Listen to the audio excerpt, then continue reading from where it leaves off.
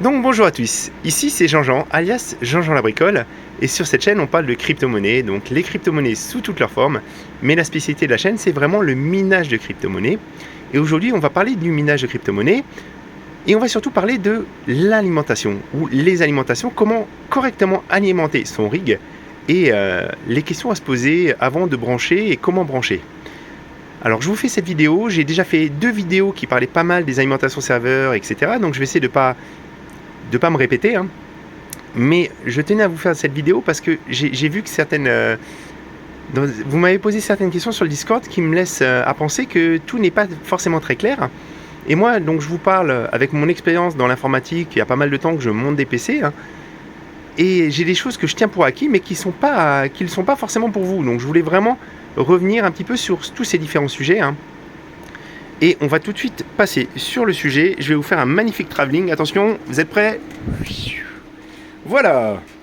Alors, donc, ce qui est bien, c'est qu'en ce moment, donc, on a forcément avec la baisse de la demande sur les cartes graphiques et aussi sur tout ce qui va avec, on a vraiment beaucoup plus d'alimentation assez puissante en stock et à des prix raisonnables. Moi, je vous parlais beaucoup celle que j'aime beaucoup, c'est mon EVGA 1000 GQ, j'en ai plusieurs. Et là, en ce moment, vous pouvez même en acheter à 144,90 €. Donc là, par exemple, sur la boutique Jean-Jean la bricole, mais vous êtes bien sûr, vous pouvez l'acheter où vous voulez, il n'y a pas de problème, hein. Ou les 750 qui sont à 76,90 €. Donc, essayez de ne pas économiser sur ce poste de dépense parce que l'alimentation, c'est quand même quelque chose qui peut vous suivre très longtemps, hein. C'est quelque chose qui garde de la valeur, beaucoup plus qu'une carte graphique. Donc, moi, je vous invite vraiment à investir dedans un petit peu.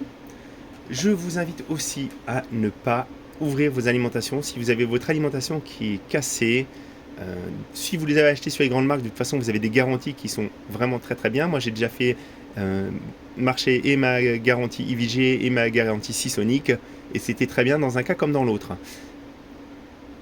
Quand vous touchez à l'intérieur d'une alimentation, moi je suis pas du tout électricien, mais c'est vraiment, vous êtes sur du 220 volts, il y a des risques de choc électrique, etc.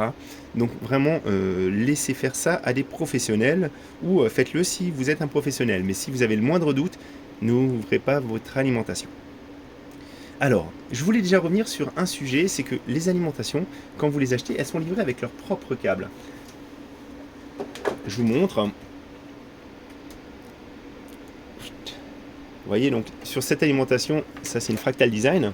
Donc vous voyez, il y a déjà les propres câbles qui sont livrés avec. Donc n'allez jamais brancher un câble comme celui-ci par exemple, un câble que vous avez acheté ou un prolongateur directement sur l'alimentation. Ça c'est vraiment dangereux parce qu'en fait, vous n'avez pas forcément le même câblage sur l'alimentation et vous pourriez provoquer un court-circuit. Voilà, donc ça c'est vraiment un sujet que j'ai déjà vu des gens qui ont branché et qui ont dit que ça ne fonctionnait pas. Moi, ce que c'est que j'ai adopté une méthode un petit peu plus sécure encore, parce que j'ai entendu dire que dans les mêmes marques, il pouvait y avoir la connexion interne qui pouvait être différente. Donc elle est identique côté carte graphique, mais côté alimentation, ça peut être câblé différemment. Donc moi, ce que je fais, c'est que quand j'achète une alimentation et que je ne me sers pas de tous les câbles, je mets tous les autres câbles dans un petit sachet plastique.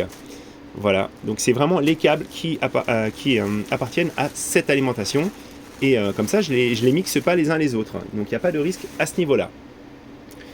Donc, deuxième petite chose. Donc, au niveau de l'utilisation des câbles, je voulais vous rappeler un site que vous pouvez consulter si vous avez un doute.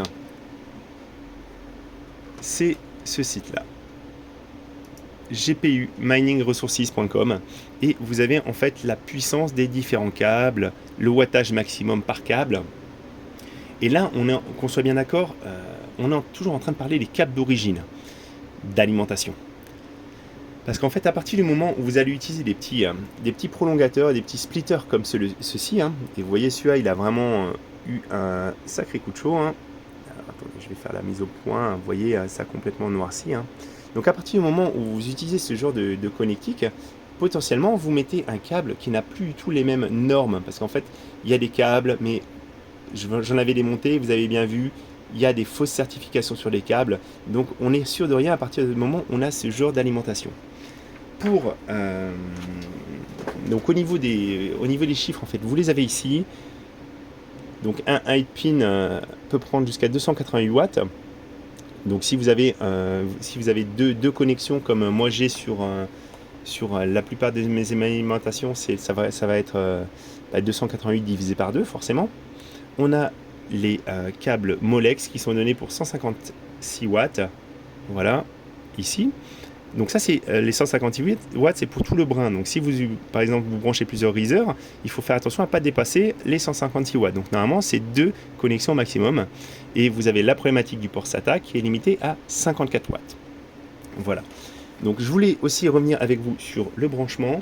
Donc par exemple, alors ça c'est un truc qui arrive, j'ai déjà vu des personnes aussi qui me l'ont fait, donc je préfère en reparler. Le riser, cette petite partie là, la trompe de l'éléphant, elle est sur le côté avant. Alors si vous branchez sur un port PCI Express x1, il n'y a pas de souci, mais quand vous branchez sur les x16, vous pouvez très bien le brancher à l'envers. Et si vous le branchez à l'envers, c'est court-circuit direct. Donc faites bien attention. Regardez, testez-les sur les autres. En fait, si vous le mettez dans le même sens, normalement tout va bien. Et par exemple, regardez.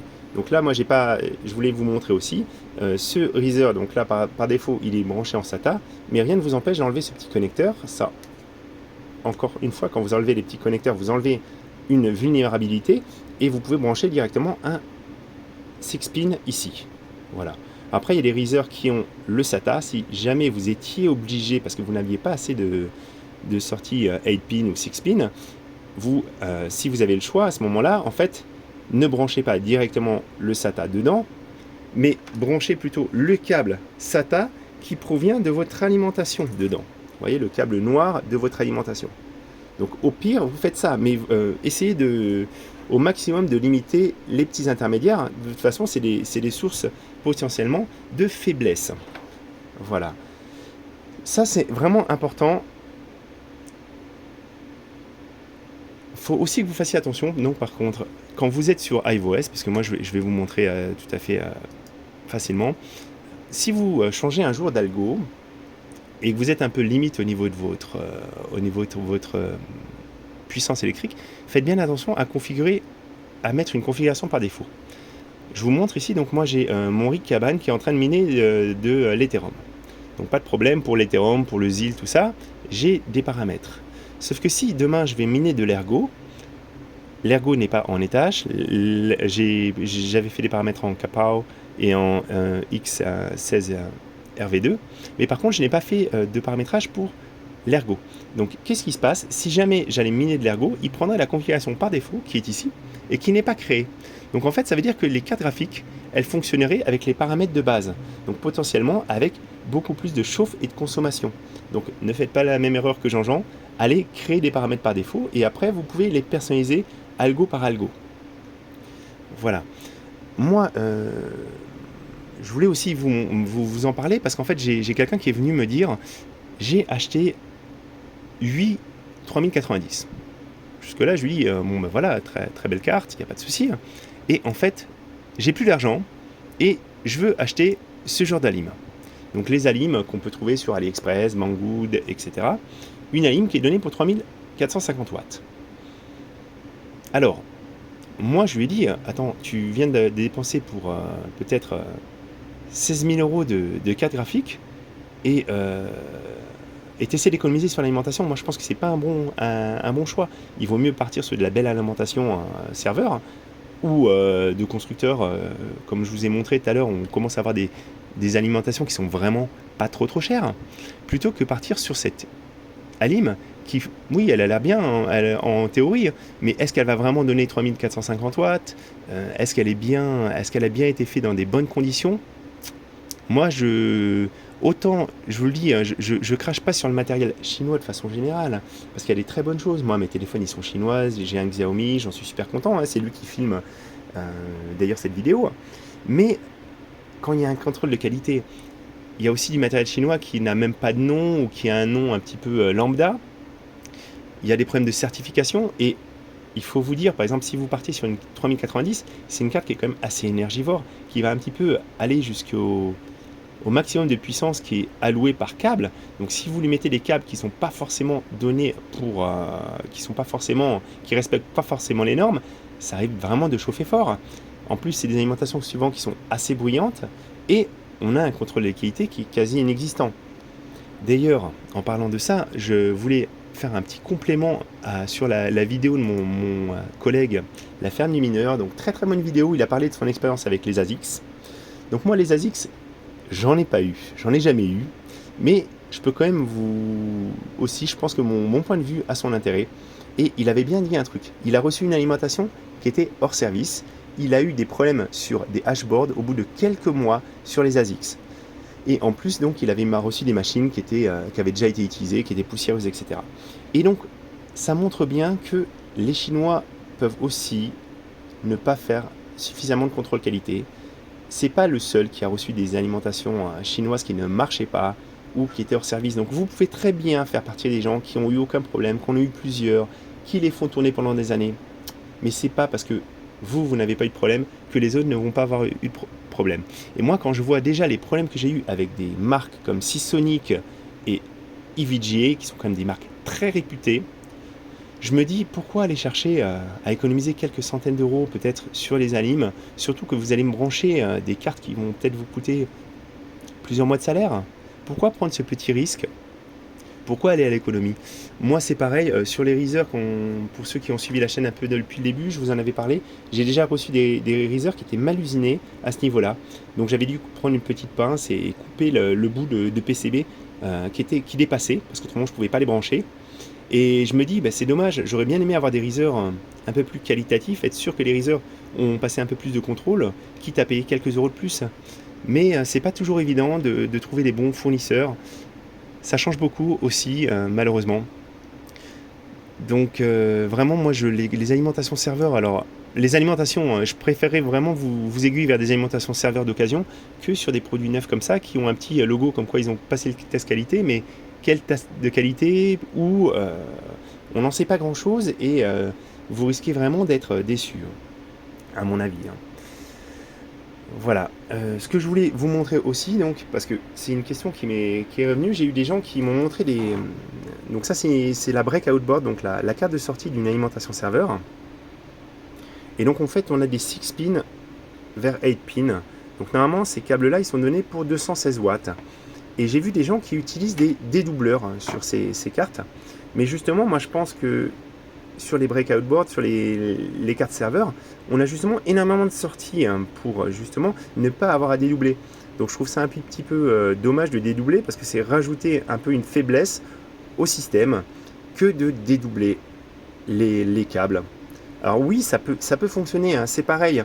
Les gens qui disent « Oh là là, je ne brancherai jamais un Reezer en SATA », je vous dis, si vous avez une toute petite carte, si vous allez miner de l'ergot, si vous avez bien branché un seul brin, donc un seul Reezer par brin, il n'y a pas forcément de risque, parce que le câble ne va pas surchauffer.